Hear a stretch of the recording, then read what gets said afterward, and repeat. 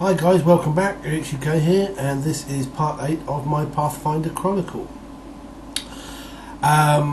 We were 2 players down last night for various reasons. We still had 3, so in the end we decided we would continue playing. At the end of the last session, the party had travelled through the forest from Greykeep and were heading to the small hill dwarf settlement of Stonebridge, having recovered the hammer that was stolen. One of the party members, now Druid Grill, had suffered badly at the sting of a wyvern, and the poison had basically reduced his constitution down to 1 before it had been halted.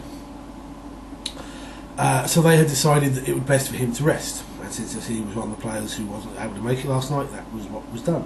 The other character, Darken, also the second player who couldn't make the game, was assigned to look after him and make sure that he was fine. From leaving the forest, they travelled for a couple of days and then reached the hill dwarf village, or town really, of Stonebridge. Upon arrival, they were met by some guards at the gates, who basically queried where they'd come from and were pleased to learn that the road between here and Greykeep through the forest had been relatively cleared. They also asked about if they'd seen anything unusual, because an item had been stolen from the village about a week earlier, at which point they said, yes, we have some information on that, we'd like to speak with your mayor, and that's where they were escorted to. Upon meeting the mayor, they introduced themselves as the Vanquishers, which is now the name that the party is going by, and they handed over the hammer. And all they asked in return was that their merchant employer, Besnick, basically be allowed access to the trade and mercantile, I don't know what you'd call it, market. Here, although this was off of his usual trade routes, if it was worth his while, he would come back and it would expand. It would both benefit him and the town, which of course the mayor is very pleased to have happen. And he also has the word spread around that the Vanquishers have returned the missing hammer, and arranges that their time here will, for the next few days at least, bed and board at the local tavern, the Foaming Flagon. Be charged to him within reason, obviously. So at this particular point, our 2 missing players were retired to their room, and everyone else sat down and had some drinks, spoke to the locals, found out that the only trouble that's going on lately is there's some hassles with the local thieves guild, but nothing that the town itself can't handle. Partway through the evening, a elf enters the tavern, dressed much like a ranger, spies the Vanquishers and heads over to their table, putting a chair up, basically puts his finger to his lips and goes, shh. Not sure what's happening here. The party just go along with it, and one of them basically pours him a tankard of ale to make it look like he's part of the group. And after a few moments, 3 burly ruffians, 2 half-elves and an orc, or half-orc rather, burst in, looking around. The elf just leans in and says, find death as, he'll help you, and then bolts through the back door, followed by these 3 ruffians. Much to my surprise, they didn't follow, which I assumed they would do. It's normally what player characters tend to do, but they just kind of left it. It wasn't until probably half hour later that the party's fighter, Gabriel, decides he wants to visit the temple of his god here, Abadar, that he spies the elf dead in an alleyway behind the inn, obviously stabbed repeatedly. Checking over, he finds that his pockets have been torn open, his pouch has been emptied, the money's still laying on a crate. That's obviously not what they're after, and yeah, he's been stabbed repeatedly, so he picks him up and carries him to the temple of Abadar, where he asks them if they know who he is, if he's got any family or friends or whatever, or to conduct some funeral arrangements, and he contacts the watch to inform them what's happened.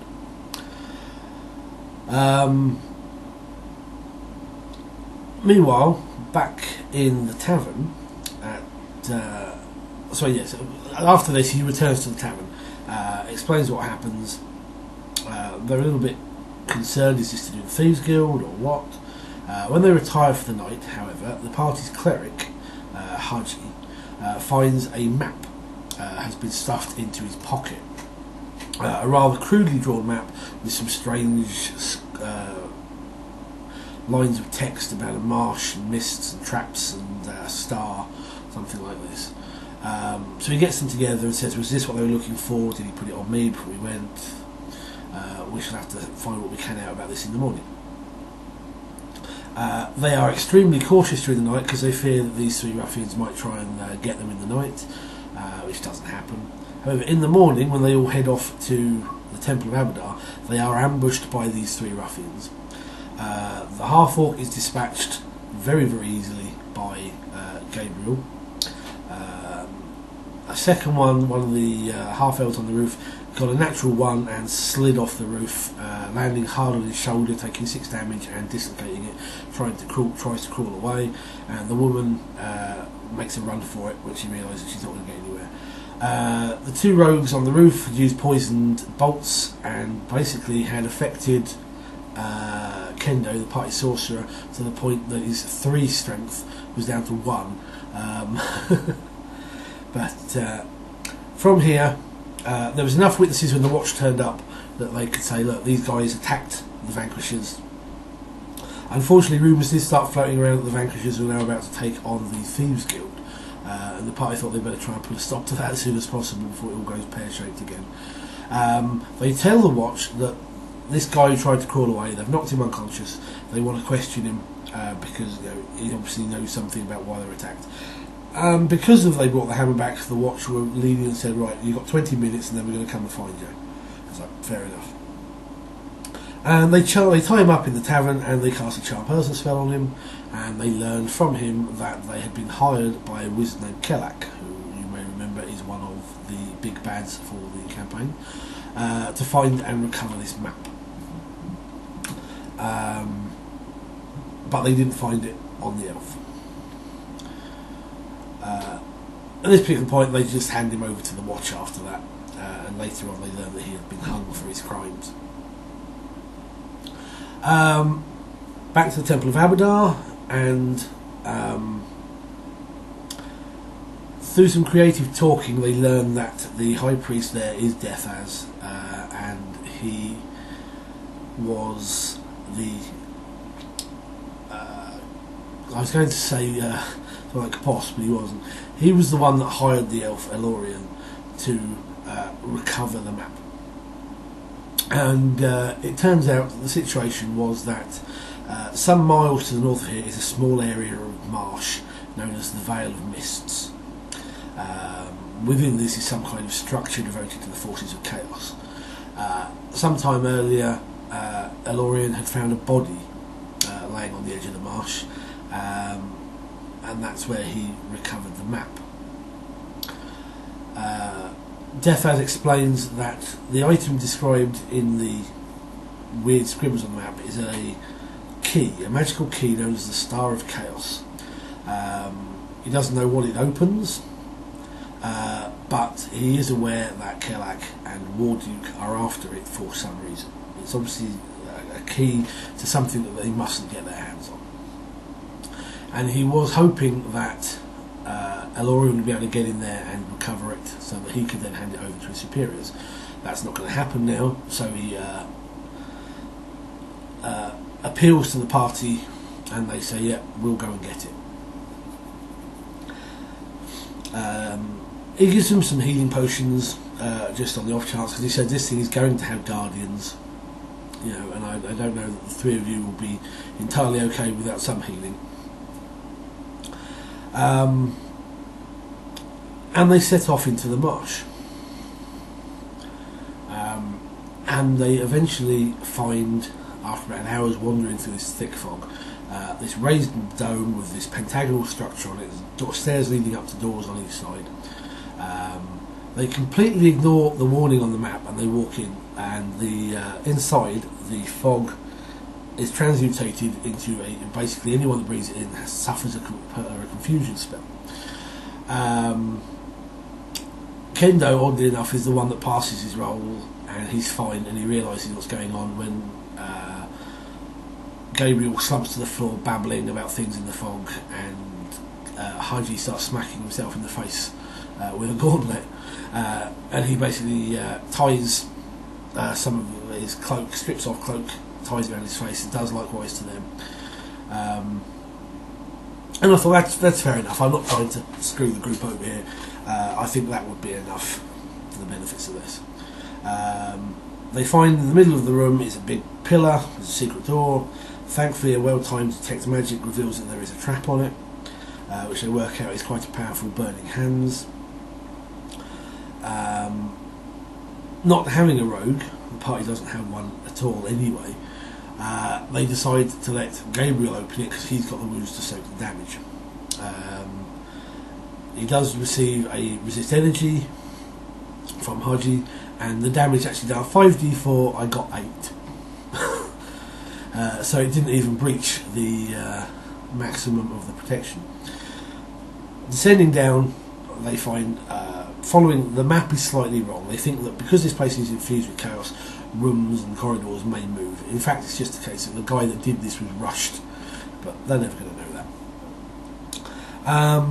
And they follow the map, and they get attacked rather nastily by a extremely powerful guardian called a Belka, which is this kind of really nasty air elemental sort of thing. And I toned it down slightly because it's normally it's a CR6 beastie, but it's a suitable sort of threat to them. But I just had to drop hit points and a little bit of stuff down to make it more balanced. Unfortunately, it managed to find the sorcerer first, and before he knew what happened, he breathed it in and it started tearing him up from the insides.